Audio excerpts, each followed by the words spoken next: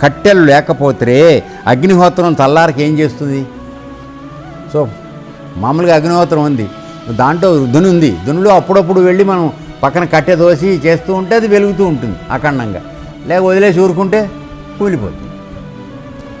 అంటే ఇందులో అర్థం ఏమిటి? అక్కడ దునిలో అగ్ని ప్రజ్వలిల్లాలంటే కట్టె వేయాలి. అలాగే నువ్వు మనస్సులో కోరికలు దుర్మార్గ ఆలోచనలు ఉన్నప్పుడే ఈ పనులు చేస్తావు.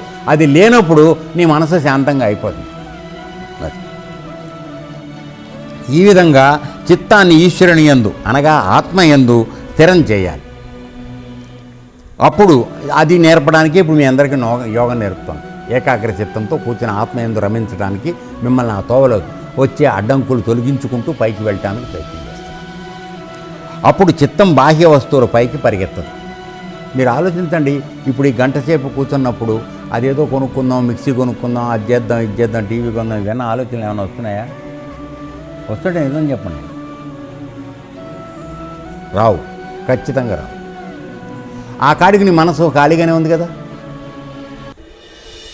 ఆలోచించండి, గంటే కూర్చున్నావు, ఆ గంట ఇతరమైన ఆలోచనలు చేయట్లా, ఏదో పొందుదామని వీలైనంత వరకు నెమ్మదిగా ఉండడానికి ప్రయత్నం చేస్తున్నాం. సరే, కొన్ని ఆలోచనలు వస్తాయి, అది సహజం, దానికి అది అసలు లేకుండా ఉండమంటే ఉండదు అది. సో కానీ బయట ప్రపంచంలో చేసే పొందాలనే దృష్టి అవి మాత్రం రావు. అంతవరకు ఇదే సహజమే కదా.